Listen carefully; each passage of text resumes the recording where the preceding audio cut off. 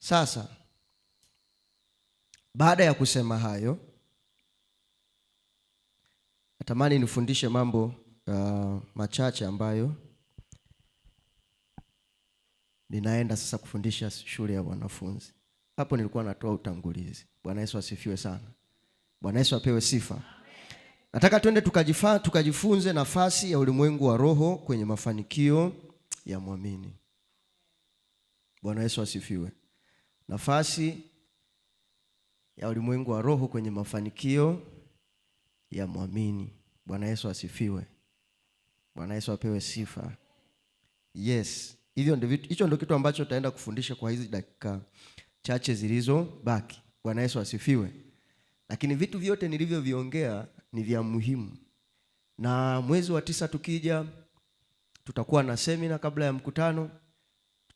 Moja kati ya vitu ambavyo tutakufundisha ni namna ya kumfuatilia mwongofu mpya na changamoto ambazo utegemee utakutana nazo wakati unamfuatilia mwongofu.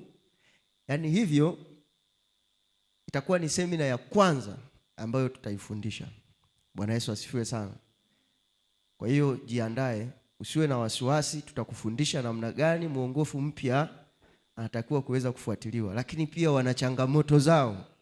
Hasa hizo changamoto ambazo huwa zinakuwepo tu obvious, na zenyewe tutakwambia ni zipi, utazitatua kwa namna gani. Kwa nini? Kwa sababu tumedhamiria kwamba waongofu wapya wote watakaookoka kwenye mkutano wetu mwaka huu lazima waweze kubaki kuwa washirika. Bwana Yesu asifiwe sana. Yes. Tunamshukuru Mungu sana. Sasa katika ulimwengu wa roho una nafasi kubwa sana kwenye mafanikio ya maisha ya muamini. Na tutaanza kitabu cha Waebrania sura ya 11.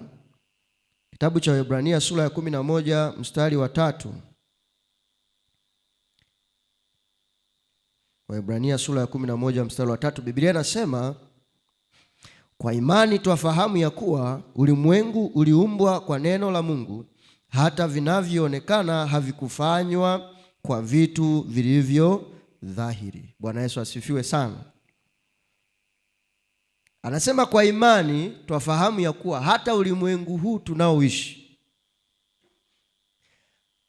haukufanywa kwa vitu vinavyoonekana, na vitu vyote vinavyoonekana vilifanywa kwa vitu visivyo dhahiri. Bwana Yesu asifiwe sana. Maisha ya mtu yeyote yanaanzia mahali ambapo hapaonekani, ambapo ni ulimwengu wa roho. Bwana Yesu asifiwe sana. Huko ndiko maisha yanakoanzia. Ukiona jambo linakuja kutokea kwenye ulimwengu huu, ujue lilishafanyika kwenye ulimwengu wa roho, hasa huku linakuja kudhihirika. Bwana Yesu asifiwe sana. Tolee mfano rahisi sana. Nafikiri sisi huku tunalima sana mahindi. Bwana Yesu asifiwe. Hata maisha ya mbegu ya muhindi ili uipande yote huwa yanaanzia mahali pasipoonekana. Bwana Yesu asifiwe. Yaani muhindi ukiupanda huwa unaota kila baada ya siku ngapi? Mara nyingi siku 5 hadi 7 ndio unaanza kuchomoza. Bwana Yesu asifiwe sana. Lakini swali la kujiuliza ni kwamba, je, unahisi hizo siku 7 ndio maisha ya muhindi yanaanza?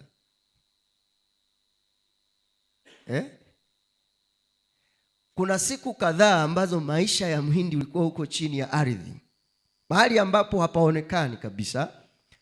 Na kule hizo siku ambazo mmea huu umekaa huko chini ndizo ambazo zinaamua maisha ya huu mmea utakapokuwa huku ardhini. Bwana Yesu asifiwe sana. Na ndio maana mbegu ile ukiiweka tu hapo juu ya ardhi, hata ikiota ina maisha mafupi sana. Naweza ikapulizwa tu na upepo ikaanguka. Lakini kadri itakavyofukiwa chini itakapotokea huku juu ndiyo itakavyozidi kuwa imara.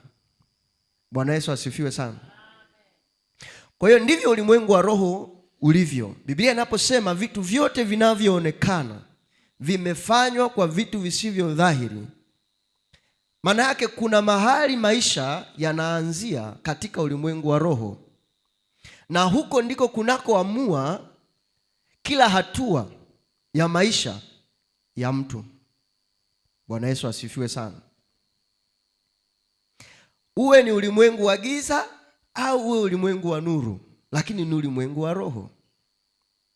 Bwana Yesu asifiwe.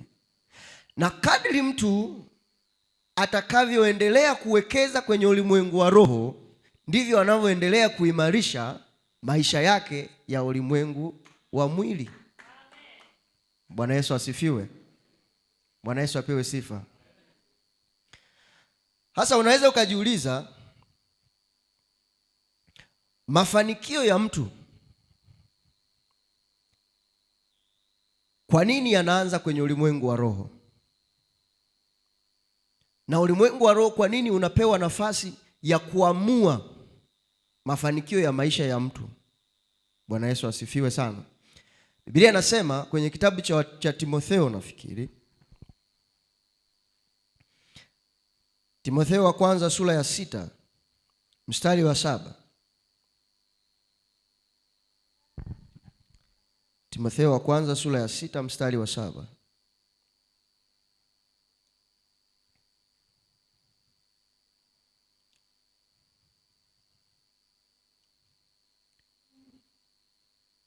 Aliyepata anaweza akasoma tu.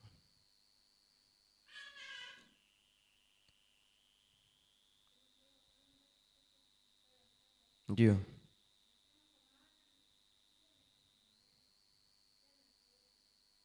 Kwa maana hatukuja na kitu duniani, tena hatuwezi kutoka.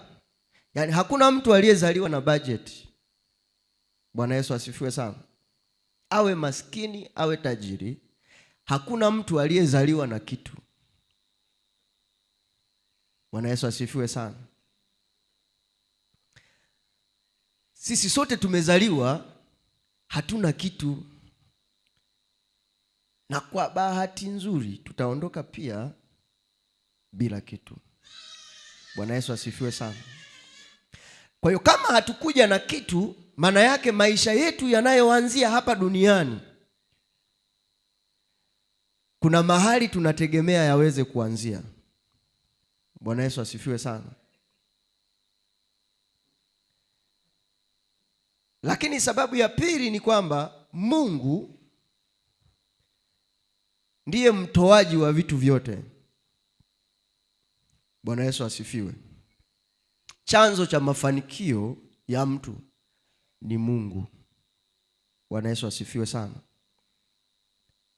Na kwa maana hiyo wa roho ambao ndiyo Mungu mwenyewe anayeutawala, maana yake maisha yako wewe kufanikiwa yana hatari kabisa ya kwamba yanaweza yasifanikiwe. Bwana Yesu asifiwe sana. Kwa nini? Kwa sababu Mungu ndiye aliyeshikilia mafanikio ya maisha yako. Maana wewe wakati unazaliwa haukuja na bajeti. Bwana Yesu asifiwe sana. Haukuja na mtaji. Si kama unanielewa vizuri.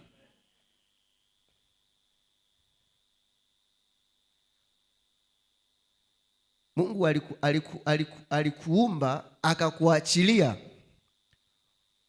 Bwana Yesu asifiwe sana. Lakini haukuja na bajeti. Hiyo bajeti iko wapi? Kuna mahali iko. Yaani kuna mahali katika ulimwengu wa roho ambako Mungu yeye ndo anajua bajeti yako iko wapi. Bwana Yesu asifiwe sana. Kwa hiyo mafanikio yako katika maisha yanapoanza hapa duniani, maana yake yanategemea yule yule aliyekuruhusu ukaja bila kitu. Anajua utaanzaje baada ya kuwa umefika hapa. Bwana Yesu asifiwe. Sasa kwa mtu aliyeokoka, tena hii inakuwa mbaya zaidi. Bwana Yesu asifiwe sana. Unajua mtu aliyeokoka, wanawaambia watu, mtu anapookoka anaingia kwenye agano kubwa sana. Bwana Yesu asifiwe sana.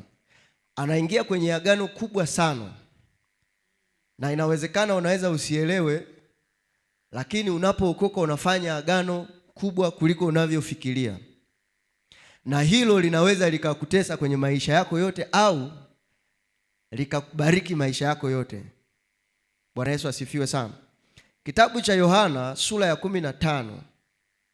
Kitabu cha Yohana sura ya 15. Nilikuwa ni mafundisho ya Yesu. Nawaambia wanafunzi wake, nafikiri alianza mstari wa kwanza kusema mimi ndimi mzabibu wa kweli na ninyi ni matawi, si ndio? Lakini mstari wa 5 aliongea neno kubwa sana. Bwana Yesu asifiwe. Anasema hivi, hebu naomba mtu anisomee mstari wa 5.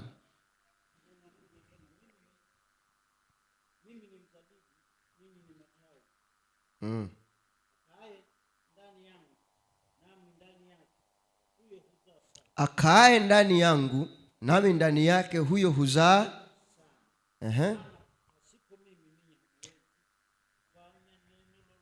Maana pasipo mimi ninyi hamwezi kufanya neno lolote. Bwana Yesu asifiwe sana. Unajua hii ni sheria ngumu sana. Bwana Yesu apewe sifa. Yaani siku uliyoamua kuokoka, kwa lugha rahisi ni kwamba ulimwambia Yesu kwamba sasa kuanzia leo, kwa kuwa nimekupa maisha yangu, pasipo wewe mimi siwezi kufanya lolote. Si unaelewa? Bwana Yesu asifiwe sana. Kwa sababu sisi tulikuwa tawi. Biblia inasema ni kama tulikatwa kutoka kwenye mzabibu mwingine tukapandikizwa kwenye mzabibu mwingine. Bwana Yesu asifiwe sana. Kabla hatujapata kumjua Kristo, tulikuwa ni mzabibu mwingine, mzabibu mwitu fulani hivi. The moment mtu anapompa Yesu maisha, unakatwa na kupandikizwa kwenye mzabibu mwema ambaye ni Kristo. Bwana Yesu asifiwe sana. Na kwa maana hiyo, yeye ndiye anayekuwa source ya provision ya maisha yote ya ninyi ambao mmepandikizwa kama matawi. Bwana Yesu asifiwe sana. Ili uweze kuishi, unategemea uhusiano ulioko kati ya mzabibu wenyewe na wewe uliyepandikizwa. Bwana Yesu asifiwe sana. Wewe ambaye ni tawi. Hasa kwa lugha rahisi ni kwamba the moment unampa Yesu maisha, maana yake maisha yako wewe yamekushinda. Yaani unaingia kwenye makubaliano au kwenye agano ya kwamba mimi ninaamua maisha yangu yote yaweze kutokea pande hii kwenye mzabibu huu. Bwana Yesu asifiwe. Kwa hiyo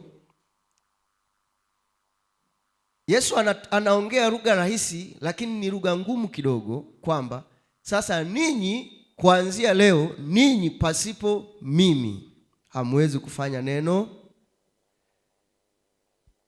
Hivi unaelewa maana ya neno lolote? Bwana Yesu asifiwe sana. Yaani hauwezi kufanya kitu chochote pasipo nani? Yesu. Hasa hili ni agano kubwa sana ambalo sisi tumelifanya. Bwana Yesu asifiwe. Na hilo ndio linaanza kutengeneza maisha yetu na linatoa uhalali wa maisha yetu. Bwana Yesu asifiwe sana. Kwa kadri utakavyoendelea kutambua na kukubali kwamba pasipo Kristo hauwezi kufanya neno lolote, na kumruhusu Kristo ili aweze kuwa sababu ya wewe kuweza kufanya neno lolote, litafanyika neno. Lakini ukiona wewe kwamba umejiattach kwenye huu mzabibu, lakini hauoni umuhimu wa mzabibu wenyewe, ndugu yangu, una hatari kubwa. Ni aheri, Biblia anasema ni aheri ungelibaki kule. Bwana Yesu asifiwe. Kwa hiyo mafanikio yetu yanakuja sasa, yanaanza kwamba ulimwengu wa roho ndio unaoanza kuamua. Bwana Yesu asifiwe sana. Lakini pia mtu anapookoka, ni alama ya kwanza ya mtu huyu kutengeneza uadui au vita ya maisha yake na shetani. Bwana Yesu asifiwe sana. Kwa hiyo shetani anaanza kudili na wewe kwenye kila utakachotaka kukifanya. Kwa nini? Kwa sababu umeamua kuwa adui yake. Bwana Yesu asifiwe sana. Yaani mtu kuamua kumpa Yesu maisha ni kuamua kuwa adui na shetani. Bwana Yesu asifiwe. Kwa hiyo ni changamoto nyingine ambayo unaanza kuiona. Sasa Biblia inasema kwenye kitabu cha Nyakati wa pili, Nyakati wa kwanza 29. Mambo ya Nyakati wa kwanza mstari wa 29. Sura ya 29 mstari wa 12. Nyakati wa kwanza 29.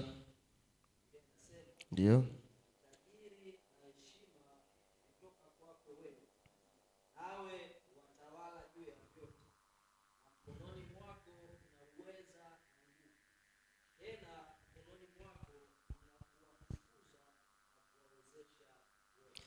Utajiri na heshima hutoka kwako wewe. Bwana Yesu asifiwe. Kumbe hata utajiri na heshima viko kwa Mungu mwenyewe, vinatoka kwa Mungu mwenyewe. Na yeye anasema mkononi mwake mna kuwatukuza na kuwashu. Bwana Yesu asifiwe sana. Kwa hiyo yeye ndiye ataamua, anaweza akaamua akakuinua, lakini pia akafanyaje? Akakushusha. Bwana Yesu asifiwe. Nafikiri kuna ile Mithali pia. Mithali ni ngapi ile? 8:18. Ngoja tusomee Mithali 8:18. Ndio.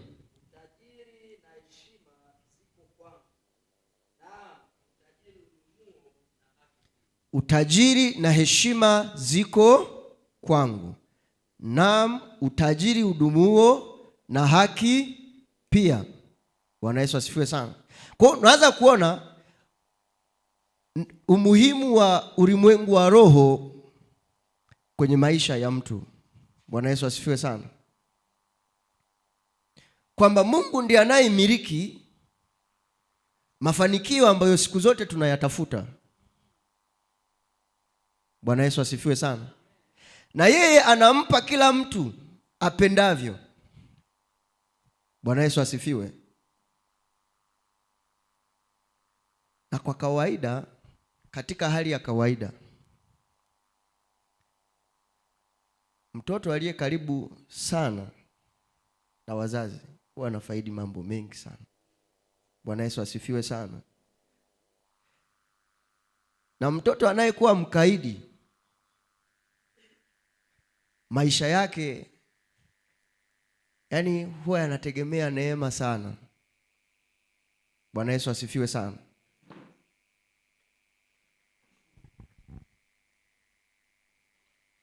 Kwa hiyo utajiri na heshima, Biblia inasema uko kwa Mungu mwenyewe. Lakini pia kitabu cha Kumbukumbu la Torati, tusome kitabu cha Kumbukumbu la Torati sura ya 8 mstari wa kwanza. Nataka nikuonyeshe kitu. Yes, sura ya 8. Kwa ni maelekezo muhimu sana. Amri hii ninayokuamuru leo, najishika kuitenda, upate kuishi na kuongezeka, na kuingia katika nchi ile ambayo Bwana aliwaapia baba zenu, nanyi mtaimiliki. Bwana Yesu asifiwe sana. Hii sura ya 8 inatoa maelekezo muhimu sana kwa wana wa Israeli, hasa kwenye ile nchi wanayoiendea, nchi ya ahadi.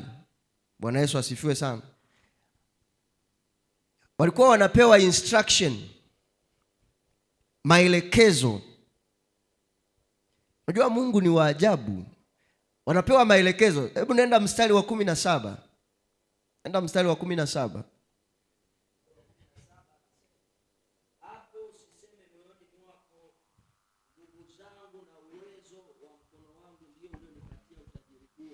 Hapo usiseme moyoni mwako, nguvu zangu na uwezo wangu ndio ulionipatia utajiri huu. Hasa ukisoma vizuri hii mistari ya katikati utapata picha.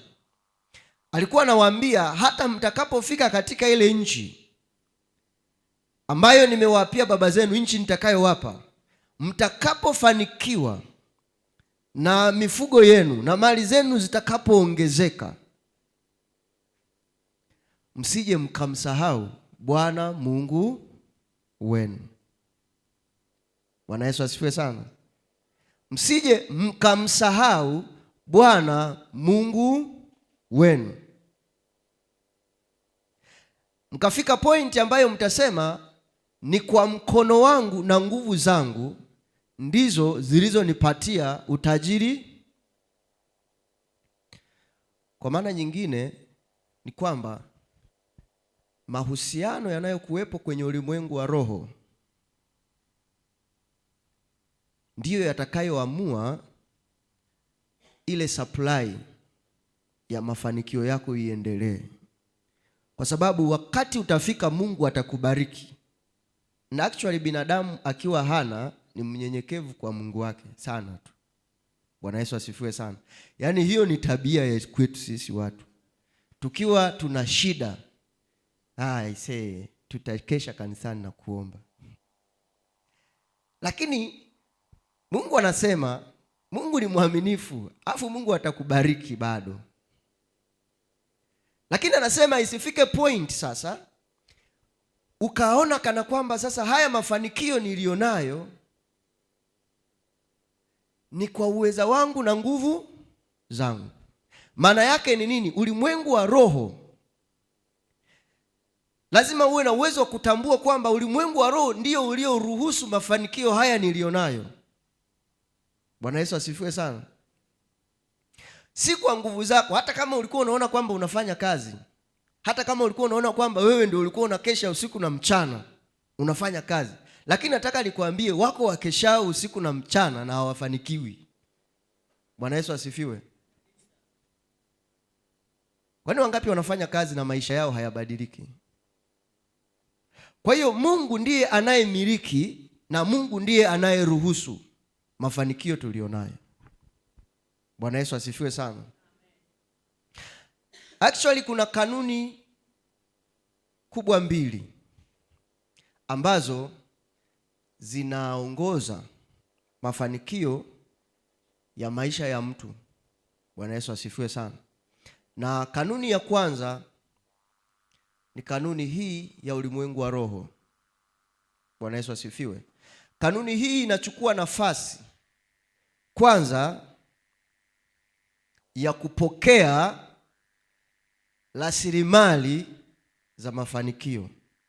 Yaani kazi kubwa ya kanuni ya ulimwengu wa roho ni kufungua rasilimali za maisha haya tulionayo. Bwana Yesu asifiwe sana.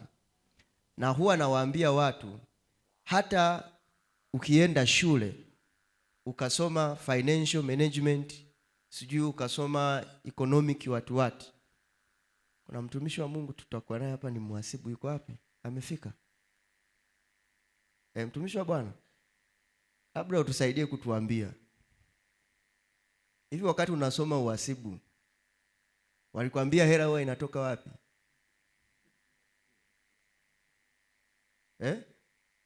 Yaani walikwambia kwamba pesa inatoka wapi? Anasema hilo swali hawajawahi jibu. Bwana Yesu asifiwe sana. Ila watakufundisha namna ya kutunza na kuongeza fedha, lakini hawatakufundisha hiyo pesa inaanzaje, yaani unapataje fedha. Bwana Yesu asifiwe sana. Sio kama unaelewa hiyo. Yaani hiyo imebaki kwamba ni kazi ya Mungu mwenyewe. Bwana Yesu asifiwe sana. Na hiyo ndiyo nafasi ya ulimwengu wa roho kwenye maisha yoyote ya mafanikio ya mtu. Lazima Mungu aruhusu mahali pa wewe kuanzia. Bwana Yesu asifiwe sana.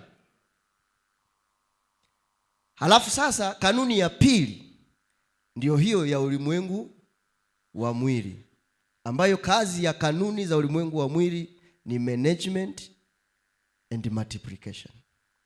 Ni kutunza na kuzidisha. Bwana Yesu asifiwe sana. Hata Mungu akikupa fedha, usipokuwa na akili ya kuzitunza na kuziongeza, hazitaongezeka. Bwana Yesu asifiwe. Sasa unaweza ukaona kwamba hizi kanuni mbili zina umuhimu mkubwa sana, na actually kanuni ya pili inategemea ya kwanza.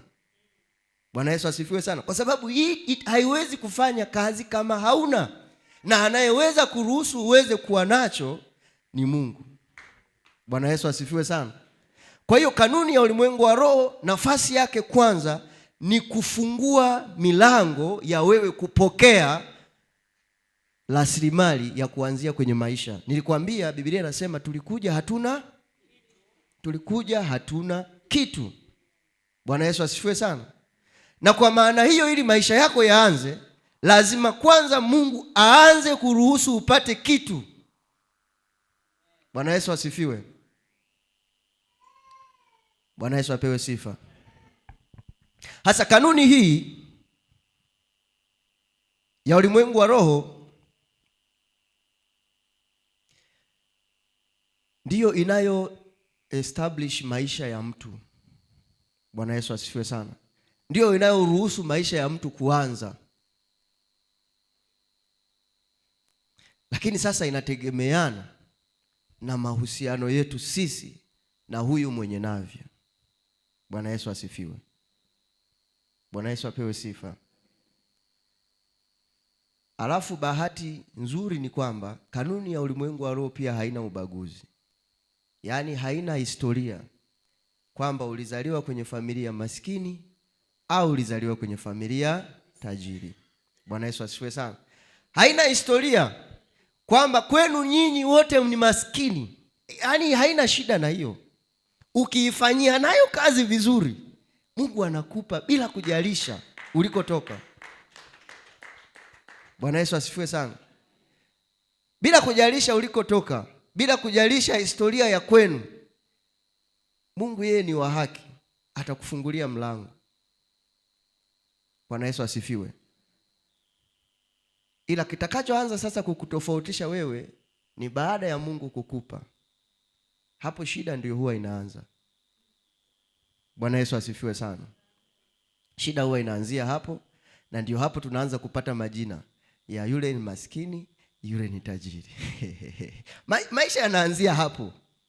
Lakini katika ulimwengu wa roho kila mtu ana haki sawa, na kila mtu Mungu amempa, kwa sababu anajua alituumba na akatuleta duniani hatuna kitu. Kwa hiyo kila mtu atampa sawa sawa na vile atakavyomhitaji.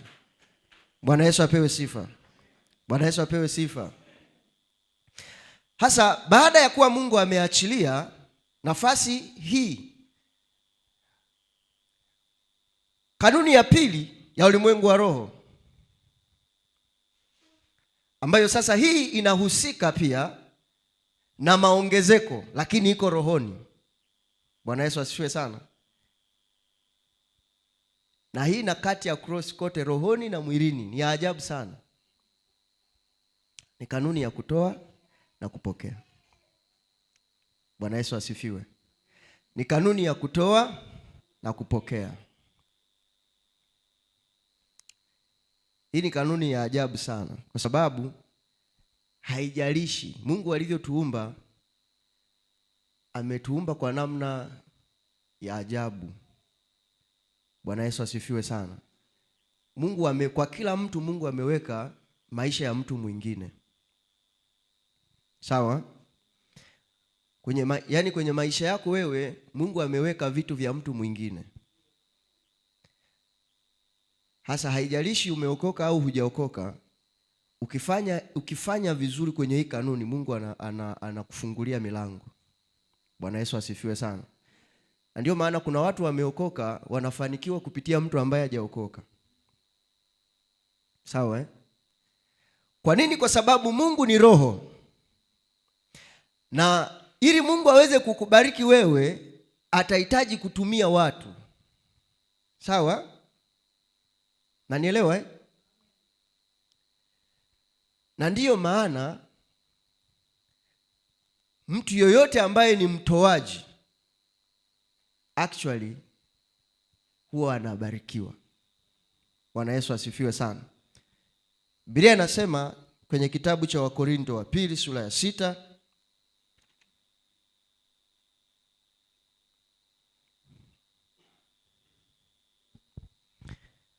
Wakorintho wa pili sura ya 6, sura ya 9 mstari wa 6 hadi wa 8.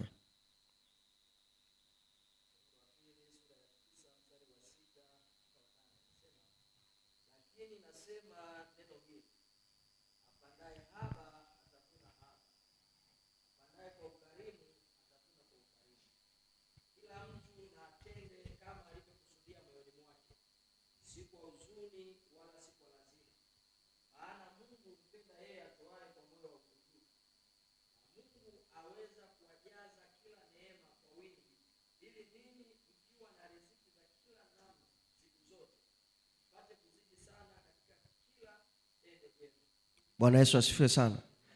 Anasema, lakini nasema neno hili, apandaye haba atavuna haba, apandaye kwa ukarimu atavuna kwa ukarimu.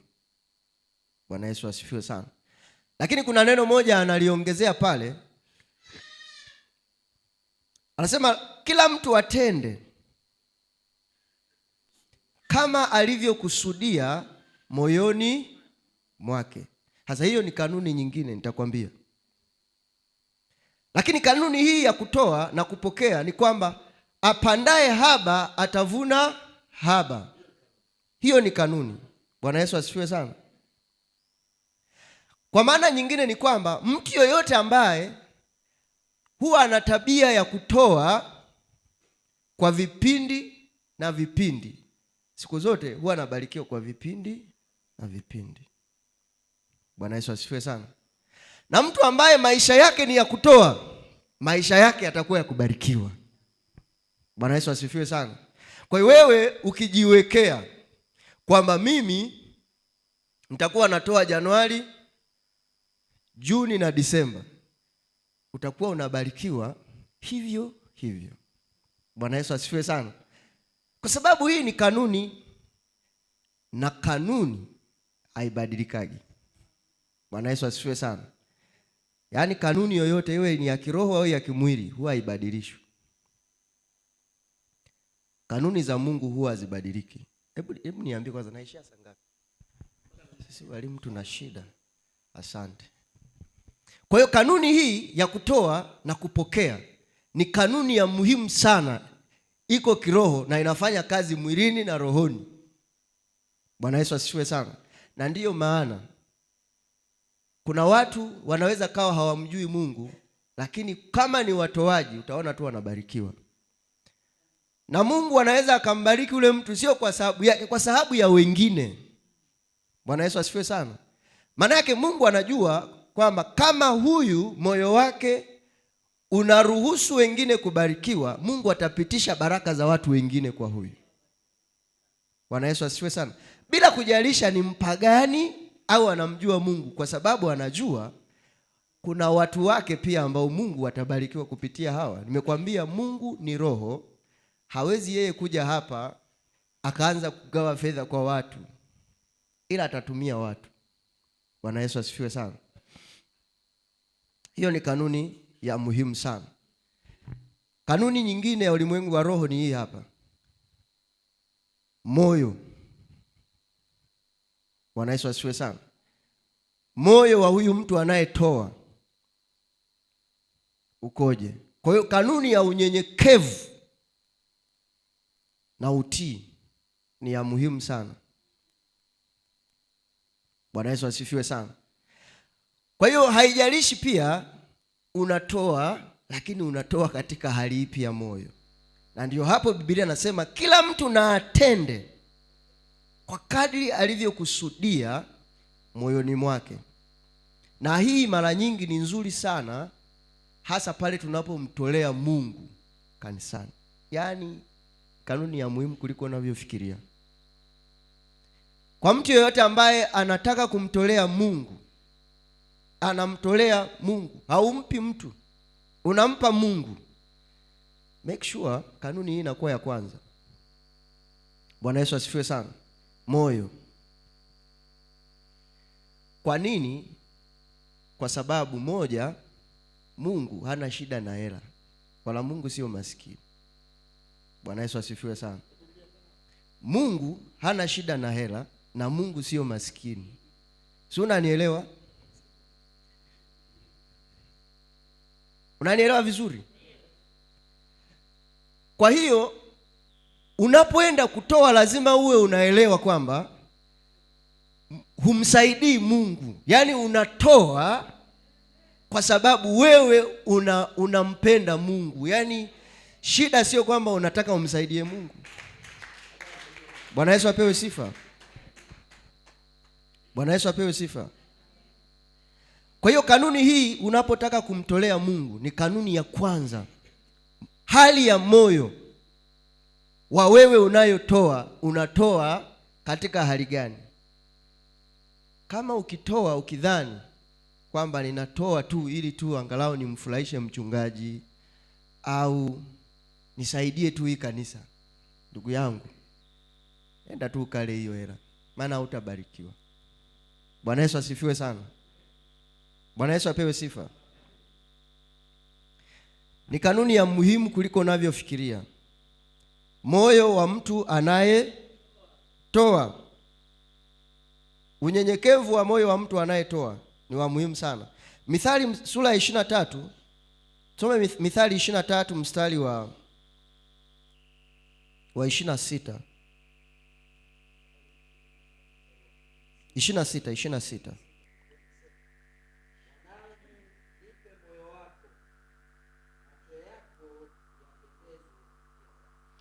Mwanangu, nipe macho yako yapendezwe na njia zangu. Bwana Yesu asifiwe sana. Mungu anahitaji mioyo yetu. Bwana Yesu apewe sifa. Mungu anahitaji mioyo yetu kwanza kabla ya mambo mengine. Bwana Yesu asifiwe. Hivi unafikiri kwa nini Mungu anasema tutoe? Bwana Yesu asifiwe. Nafikiri kwa nini Mungu anatamani tu, yani anataka watu wake wamtolee? Kwa sababu Mungu hana shida. Mungu hana njaa. Bwana Yesu asifiwe sana. Mungu hana njaa, afu Mungu sio maskini. Tumesoma hapa maandiko. Biblia inasema utajiri na heshima viko kwangu. Sio kama unanielewa vizuri. Sababu mojawapo ya muhimu sana kutoa ni ibada. Bwana Yesu asifiwe. Kutoa ni ibada. Na Mungu anajua kwamba mioyo ya watu ikiwa kwenye mali zao hawezi kumwabudu. Bwana Yesu asifiwe sana. Kwa kipimo cha Mungu kukutoa wewe kwenye mali alizokupa ni kutaka wewe uweze kumtolea. Bwana Yesu asifiwe sana. Ili akutoe kwenye mali ulizo nazo na badala yake uweze kumwabudu Mungu aliye hai. Tunamkumbuka wote yule bwana mmoja aliyemwendea Yesu akamwambia, mwalimu, nifanyeje? Mwalimu mwema, nifanyeje niweze kurithi ufalme? Akamwambia, umezishika amri? Akasema, hizo tu nimezishika zote. Akataja zote. Bwana Yesu asifiwe sana. Alafu Yesu akajua kwamba huyu mtu shida yake kubwa iko kwenye mali. Akamwambia, nenda kauze vyote ulivyo navyo uwape maskini, alafu nifuate. Yaani pale pale walipishana. Bwana Yesu asifiwe sana. Shida sio kwamba Yesu alikuwa anataka kumfilisi yule mtu. Hapana. Ila alikuwa anataka ajue moyo wa huyu mtu uko wapi. Unanielewa vizuri Kwamba yule mtu moyo wake hauwezi kumwabudu Mungu kwa sababu anaamini katika mali zake. Na ndiyo Yesu anasema ni vigumu. Anasema ni rahisi tajiri ni rahisi ngamia kupenya kwenye tundu la sindano kuliko tajiri. Hasa shida sio kwamba Mungu anataka tusiwe matajiri. Unanielewa Neno tajiri lililotumika hapa linawakilisha moyo wa mtu. Mtu mwenye moyo wa utajiri ambao Biblia imeutaja hapa, hata kama anamiliki baisikeli, huwezi azima baisikeli yake. Bwana Yesu asifiwe sana. Atakwambia, hii baisikeli yangu nimeinunua kwa gharama sana. Angalia, usije ukavunja hata spoke moja. Yaani unajua moyo wa mtu wa namna hiyo, sijui kama unanielewa vizuri. Shida sio fedha. Shida sio mali, ila moyo wako wewe uko wapi? Mtu ambaye moyo wake uko kwenye mali hawezi kumwabudu Mungu. Yaani hawezi yaani hana kabisa. Atakuja tu kanisani lakini hawezi kumwabudu Mungu. Kanisani atakuja. Na wapo ambao wako kanisani. Bwana Yesu asifiwe sana. Lakini kitu chake hauwezi kugusa. Kwa sababu ndiko hazina yake. Yaani hazina yake na moyo wake viko sehemu moja. Bwana Yesu asifiwe sana. Si kama unanielewa vizuri. Sasa mtu wa namna hiyo ndiyo mtu ambaye Yesu anasema, yaani mtu wa namna hii ni ngumu sana kuurithi ufalme wa Mungu. Bwana Yesu asifiwe sana. Kwa sababu hawezi kumwabudu Mungu. Atoe shilingi 100,000 kwa ajili ya ujenzi wa kanisa. Yaani ni hivi, akibahatika akatoa, ataanza kufuatilia hiyo 100,000 ilitumikeje? Mpaka sendi ya mwisho. Bwana Yesu apewe sifa. Bwana Yesu apewe sifa. Na kanisa likiwa lina washirika wa hivi, lina tabu sana. Bwana Yesu asifiwe sana. Maana atataka kujua hela yake ilitumika vipi. Anaweza kadai hata evidence ajue. Apate receipt, yes. Na siku mshirika huyu akiamua kutoka kanisani, atataka arudishiwe vitu vyake. Mwambia mchungaji, nilinunua viti 10, nataka viti vyangu 10. Bwana Yesu asifiwe. Hasa moyo wa namna hii hauwezi kufanikiwa. Moyo wa namna hii Mungu hautaki. Yaani ukiwa na moyo wa namna hii ni muombe tu Mungu akusaidie. Wewe acha kwanza shughuli ya kutoa. Tafuta kwanza kuweka sawa hali yako ya moyo. Bwana Yesu asifiwe sana. Muombe Mungu akusaidie. Ukishakaa sawa, kamtolea Mungu, utabarikiwa sana. Bwana Yesu asifiwe sana. Unajua kwenye kitabu cha Mwanzo sura ile ya 4 tunaona sadaka ya Kaini na Habili. Bwana Yesu asifiwe. Mwanzo ile sura ya 4 tunaona sadaka ya Kaini na Habili. Mstari wa 3 na hadi wa 7, Biblia inasema ikawa hatimaye Kaini akaleta mazao ya ardhi sadaka kwa Bwana. Habili naye akaleta wazao wa kwanza wa wanyama wake na sehemu zilizonona za wanyama. Hili neno lina maana kubwa sana. Yaani huu mstari wa kwanza unakupa picha ya hawa watoaji wawili. Bwana Yesu asifiwe sana. Shida sio sadaka aliyoitoa Kaini na Habili. Sio, unanielewa vizuri? Yaani kuna watu wao wanafikiri labda Habili sadaka yake ilipokelewa kwa sababu alitoa wanyama.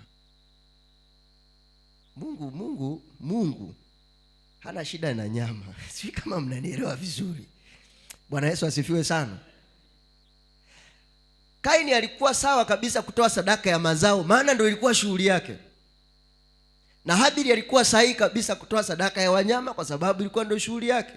Lakini Biblia inasema Habili akasogeza sadaka zake za wanyama na sehemu zilizofanyaje?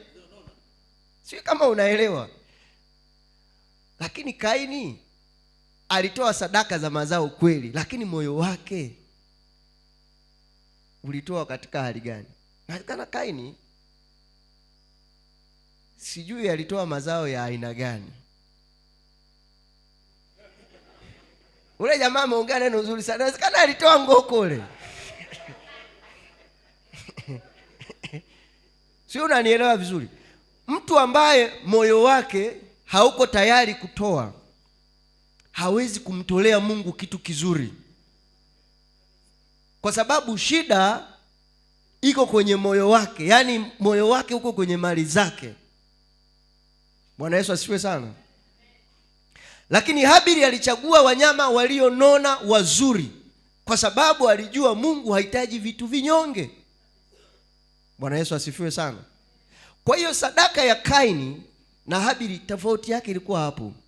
Hawa watu walienda mbele za Mungu, mwingine kwa moyo wake uko kwenye mali zake, kwa hiyo akatafuta vitu dhaifu vya kumpa Bwana.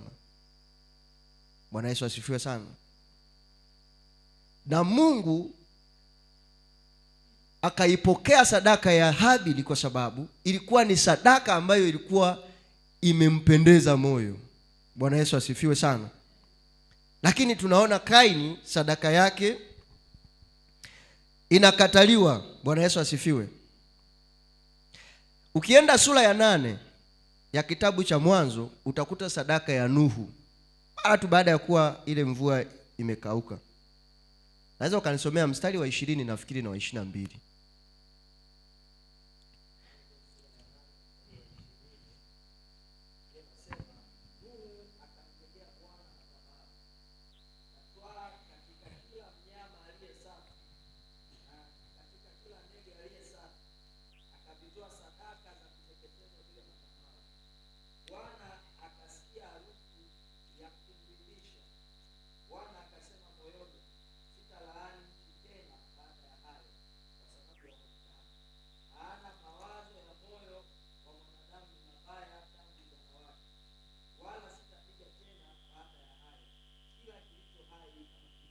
Amina. Bwana Yesu asifiwe sana.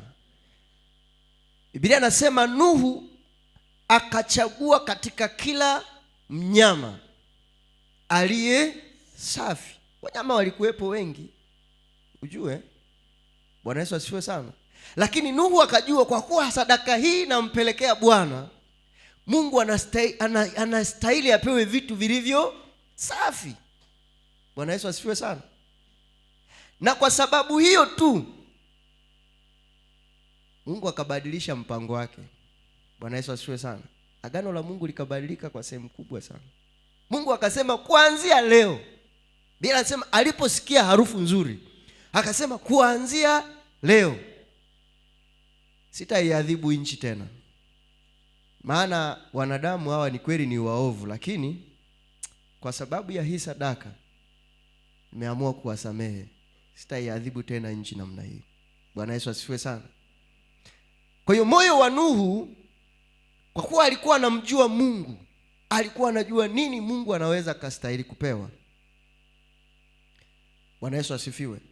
Na hii unaweza ukafanya ikiwa tu unaelewa ya kwamba unayeenda kumtolea sadaka yako ni Mungu aliye hai. Bwana Yesu asifiwe sana, ambaye haumwi njaa, hana shida. Bwana Yesu asifiwe sana, na sio maskini. Kwa hiyo lazima ujue Mungu ana shida na moyo wako, yaani wewe ndio unamhitaji Mungu. Kwa hiyo lazima uende kwa moyo wa unyenyekevu na moyo wa upendo wa kumpenda Mungu, kwa sababu wewe ndio unamhitaji sana huyu Mungu aweze kukubariki, lakini yeye anavyo. Bwana Yesu asifiwe. Sura ya 22 ya kitabu cha Mwanzo tunaona Ibrahim. Biblia inasema Bwana akamjaribu Abraham. Bwana Yesu asifiwe sana. Akasema, mchukue mwanao wa pekee umpendaye Isaka, uende mpaka mahali nitakapokuelekeza, uende ukamtoe sadaka.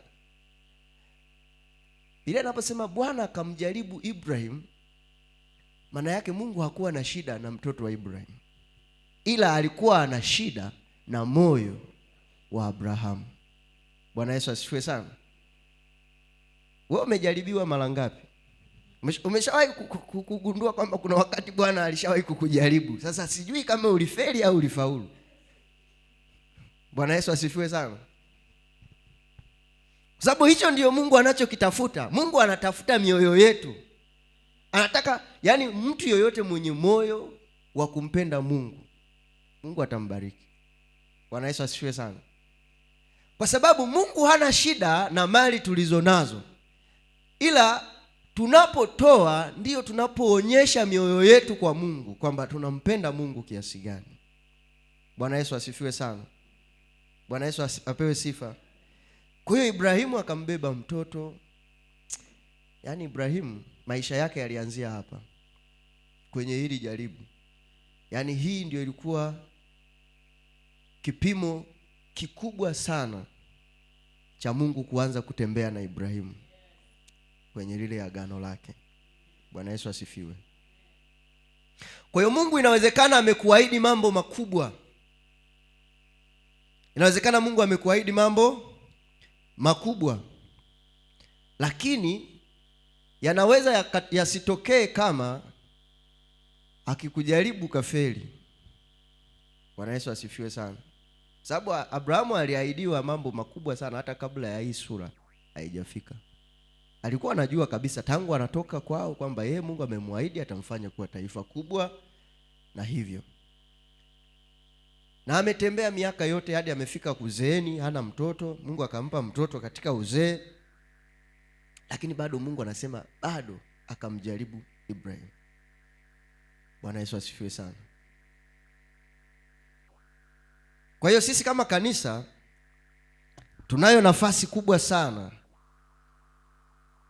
kwenye haya mambo ili yaweze kutokea. Bwana Yesu asifiwe sana. Unapohitaji kumtolea Mungu, kuwa makini sana na hizi kanuni nilizokuambia. Bwana Yesu asifiwe sana. Hizi kanuni ni za muhimu sana. Uwe unatoa sadaka ya aina yoyote ile, hii kanuni ikiwa ina shida, una wakati mgumu sana. Bwana Yesu asifiwe sana. Bwana Yesu apewe sifa. Na mimi huwa ninapenda kusema, naomba nimalizie na sadaka mojawapo tu. Toe sadaka mojawapo, sadaka ya fungu la 10, maana hii najua ndio ina shida. Mchungaji ananijaribu. Bwana Yesu asifiwe sana. Tafundisha tu kidogo kwenye kanuni ya utoaji wa sadaka ya fungu la 10. Hii ina shida najua. Mimi ni mzee wa kanisa pia. Ni mzee wa kanisa kanisani kwangu. Kwa hiyo najua washirika pia sasa hivi kumekuwa na mafundisho mengi yenye shida kwenye hili eneo. Bwana Yesu asifiwe. Sasa moja kati ya eneo la muhimu sana la kutoa ni eneo la utoaji wa fungu la 10. Bwana Yesu asifiwe sana. Utoaji wa fungu la 10 ni msingi mkubwa sana wa mali za mtu. Bwana Yesu asifiwe. Ni msingi mkubwa sana wa mali na mapato ulionayo. Halafu hii kwa bahati nzuri yenyewe tu kama ilivyo inasimama kama kanuni, sababu sadaka zingine zote zinaweza zikawa hazina utaratibu maalum, lakini hii ni very important. Bwana Yesu asifiwe sana. Fungu la 10 ni sehemu ndogo sana ya mapato ya mtu, lakini inazungumza hali zima ya mapato ya huyu mtu. Bwana Yesu asifiwe. Kwa hiyo tunasemaga kwamba fungu la 10 unatoa sehemu ya 10 ya mapato yako, si ndio? Lakini kama ukitoa fungu la 10 kama sheria ili kutimiza sheria, na yenyewe ni tatizo. Ni sheria lakini haitakiwi kutumika kama sheria. Bwana Yesu asifiwe sana. Kwa nini? Kwa sababu lazima ujue unayemtolea ni Mungu. Bwana Yesu asifiwe sana. Na fungu la 10 huwa linatolewa kwa Mungu mwenyewe. Yaani fungu la 10, unajua akili zetu zimeharibika sana. Huwa tunafikiri fungu la 10 tunawapa wachungaji. Bwana Yesu asifiwe sana. Fungu la 10 linatolewa madhabahuni na anayepewa fungu la 10 ni Mungu mwenyewe. Bwana Yesu asifiwe sana. Ni Mungu mwenyewe kwa sababu Mungu ndiye aliyekupa. Bwana Yesu asifiwe sana. Lakini Mungu kwa sababu ni roho, anahitaji watu watakao muwakilisha kuipokea fungu la 10. Na ndio hapo makuhani wao wanakuja. Bwana Yesu asifiwe sana. Kuna watu huwa wanafikiria kwa sababu fungu la 10, unajua sijui, lakini naamini huu ndio utaratibu wa makanisa mengi, kwamba sadaka ya fungu la 10 ukiitoa sio yote anapewa mchungaji au inaenda kwa mchungaji. Bwana Yesu asifiwe sana. Ni uongozi wa kanisa una namna ambavyo unaweza ukajua namna sadaka hizi zitakavyotumika. Bwana Yesu asifiwe sana. Kuna sehemu of course kama kuhani ana haki, lakini kuna sehemu itafanya maendeleo ya kanisa. Actually ukiona kanisa aliendelei, maana yake pia washirika hawatoi. Bwana Yesu asifiwe sana. Bwana Yesu apewe sifa. Yaani huwezi kulijenga kanisa kwa sadaka za Jumapili. Kwa hiyo Mungu anapoendelea kuwabariki washirika wanavyorudisha zile baraka kanisani, ndio kanisa pia na lenyewe linakuwa. Bwana Yesu asifiwe sana. Na sehemu kubwa sana ni kwenye eneo la fungu la 10. Bwana Yesu asifiwe. Ukiwa na washirika 10 wanaoweza wakatoa fungu la 10 kwa uaminifu, maana yake kanisa hili litakuwa na hadhi ya washirika 10. Kwa sababu kama sisi washirika 10 tunatoa fungu la 10, yani kama sisi washirika 10 tunapata 100,000, tukatoa wote shilingi 10,000, maana yake kanisa pia lina shilingi ngapi? Bwana Yesu asifiwe sana. Kwa hiyo utakuja kukuta ukuaji wa kanisa pia wakati mwingine huwa unaenda sambamba na hali ya uchumi ya washirika. Bwana Yesu asifiwe. Lakini fungu la 10 linatakiwa litolewe kwa kadiri Mungu anavyotubariki.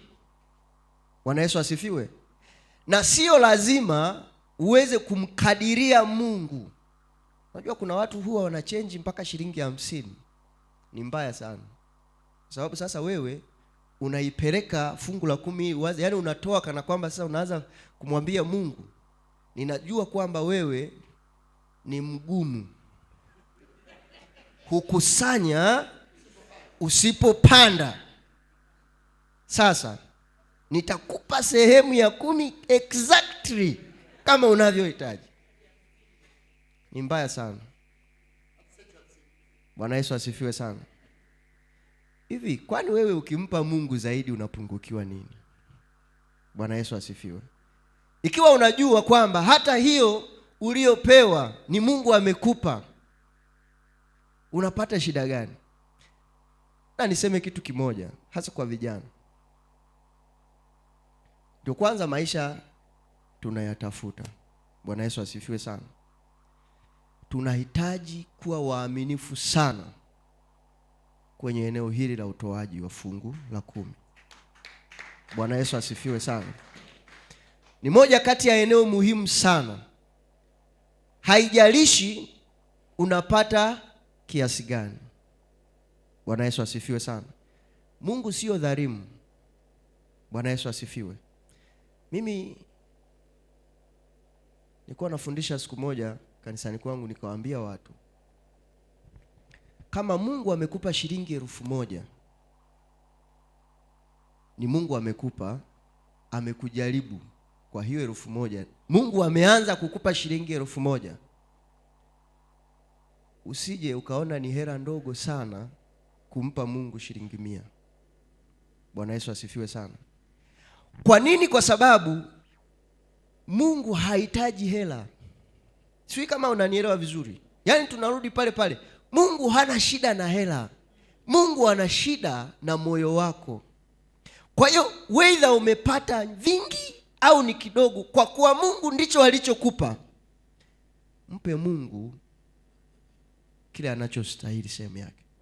Bwana Yesu asifiwe sana. Na washirika wengi tuna hili jaribu. Yaani ukiwa unapata hela hizi ndogo ndogo, huwa unaona kama hazifai kutolewa sadaka. Unasubiri mpaka siku uje upate 100,000 ndio utoe fungu. Hasa Mungu hayuko hivyo. Mungu hahitaji vingi. Mungu anachotaka ni moyo wako wewe. Kwa hiyo hata kama unauza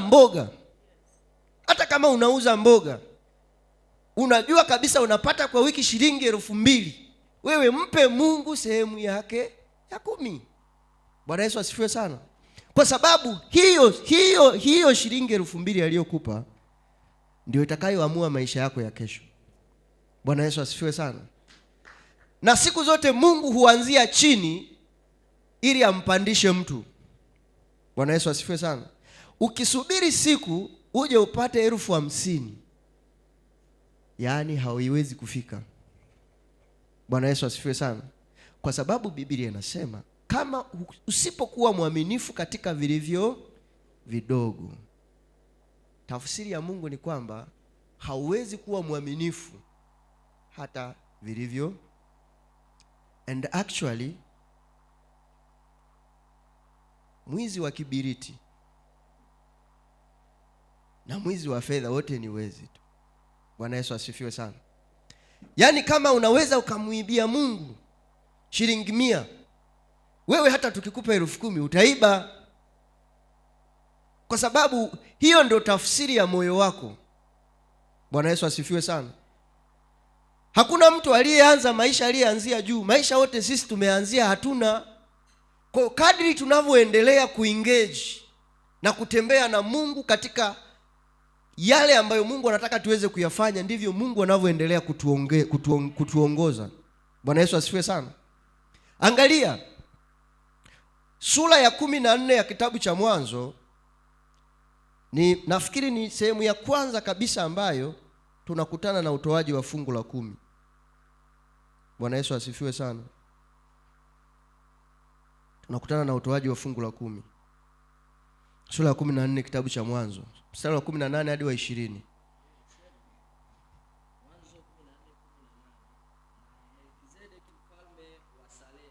Ndio.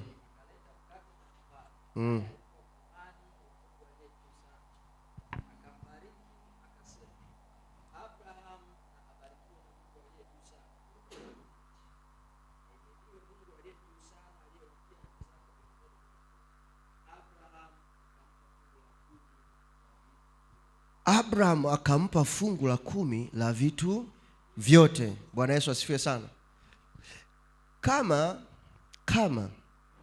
ingekuwa fungu la 10 tunatakiwa tutoe ili wachungaji waishi, basi hakukuwa na sababu ya kutoa fungu la 10 wakati huu, maana hata hivyo Walawi hawakuwepo. Bwana Yesu asifiwe sana. Wakati huu hata Isaka alikuwa hajazaliwa. Kwa maana hiyo alikuwepo tu Ibrahimu. Bwana Yesu asifiwe sana.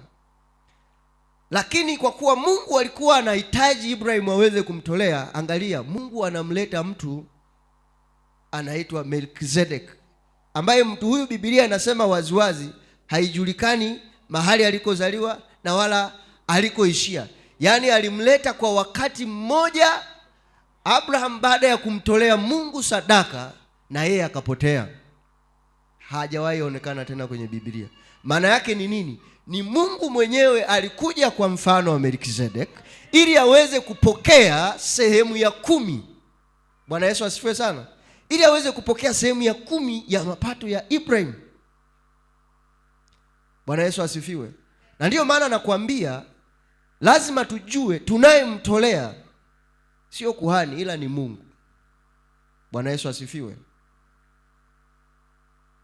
Hasa tukiwa na mentality hiyo, itatusaidia sana kuweza kumtolea Mungu kwa uaminifu na kwa ukamilifu. Bwana Yesu asifiwe. Na lazima ujizoeshe pia kwamba kadri unavyoendelea kumtolea Mungu ndivyo Mungu anavyozidi kukubariki. Hii 10% iliwekwa tu kama standard, yani baseline. Lakini not necessarily utoe 10% tu. Yani wewe maisha yako ni 10%. Kwani wewe hukui? Bwana Yesu asifiwe sana. Mtu anayetaka kuongezeka huwa anaenda kiwango kwa kiwango. Bwana Yesu asifiwe sana. Anaweza kawa alianza kwa kutoa fungu la 10, 10%, baadaye akaenda 12, 13, 10. Yaani kwa kadri Mungu anavyoendelea kukubariki, lazima ujifunze kuendelea kuubariki moyo wa Mungu. Bwana Yesu asifiwe sana. Lakini usije ukampimia Mungu. Ninasema tena, usije ukampimia Mungu. Mimi ninajua maisha yetu sisi vijana wengi, maisha yetu ni ya chini na bado tunatafuta. Usije ukampimia Mungu ukidhani kwamba Mungu ana shida na hela nyingi. Bwana Yesu asifiwe sana. Kama Mungu amekubariki kwa shilingi 200, mtolee kwa hiyo shilingi 200, kwa sababu sio ya kwako. Bwana Yesu asifiwe sana. Hakuna mtu atakaye kuja kukuuliza kwamba hivi wewe imekuwaje, yani wewe unatoa fungu la 10 ya shilingi 1000 tu. Mwambie hicho ndio Mungu alichonipa. Bwana Yesu asifiwe sana. Na kwa kufanya hivyo Mungu hawezi kuacha kukuinua. Na ndio maana makanisa mengi fungu la 10 inaonekana kama ni sadaka ya wazi. Kwa nini? Kwa sababu actually, Bwana Yesu asifiwe sana, yani haiwi sadaka ya siri kama sadaka zingine. Kwa sababu yani wewe hata kama usiponiambia kwamba wewe maisha yako Mungu sasa hivi, yani maisha yako ni ya unapata 2000 kwa wiki, hasa hata kama mimi nisipojua kama mchungaji labda, si ndio? Kwani si ndio ukweli ambao Mungu amekupa? Yani wewe unataka Mungu, unataka ujielezeje? Hiki ndio Mungu amenipa na hiki ndio Mungu nitatoa. Na kwa namna hiyo pia itampa moyo na nguvu kuhani wa kuendelea kukuombea Mungu azidi kukuongeza. Hasa wewe baki na 1000 zako nyumbani ukifikiri kwamba siku unataka upate hela nyingi ndio umtolee Mungu. Nataka nikuhakikishie hizo hela nyingi hazitakuja. Bwana Yesu asifiwe sana. Tuwe waaminifu katika kumtolea Mungu na Mungu atatubariki.